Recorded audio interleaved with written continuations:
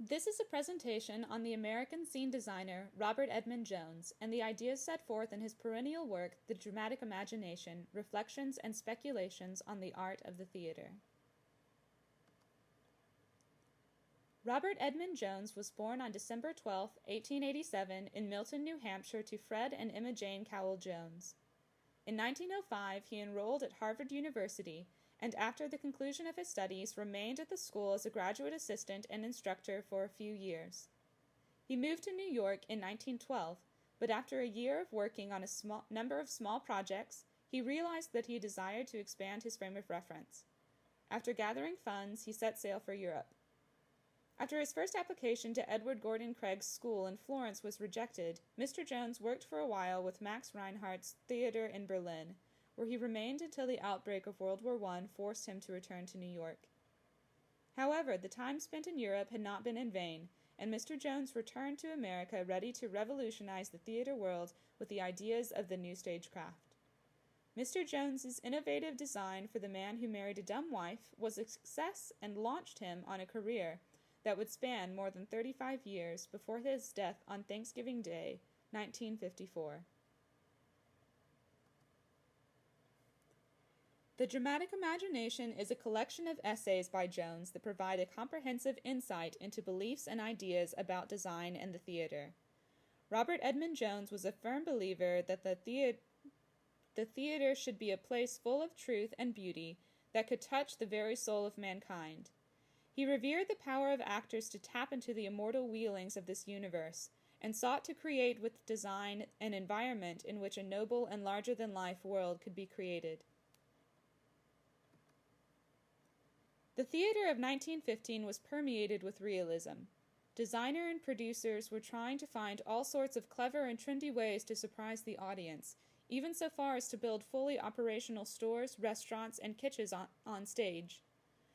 Jones' design for The Man Who Married a Dumb Wife eschewed these conventions of extreme realism and presented instead a subjective and expressive environment that contributed to tone and theme.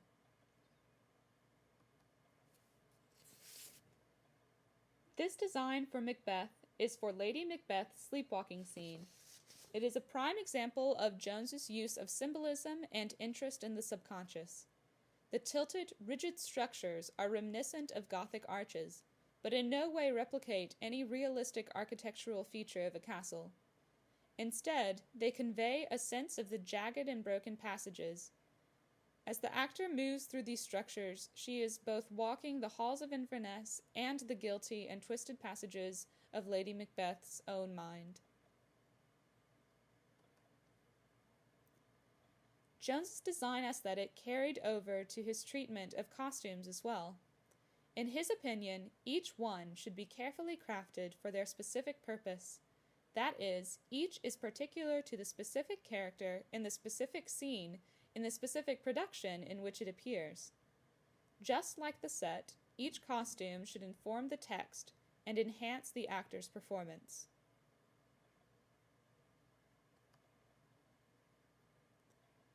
Robert Edmond Jones always had a comprehensive vision of the design for a production, and stage lighting was particularly important. In The Dramatic Imagination, he spends a great deal of time talking about the livingness of light. In an era in which spotlights and simple illumination on the stage were the norm, he saw the necessity of using lighting as a powerful and dramatic tool to evoke the spirit of a production.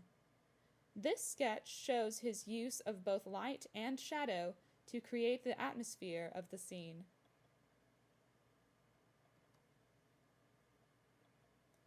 The search for truth and the immortal has always been a part of humanity, and Jones believed that the theater of the past, present, and future is a temple for that journey. In the theater, we can experience wonder, elation, and life at a higher level of clarity than the ordinary waking world allows. Thank you for listening to this presentation.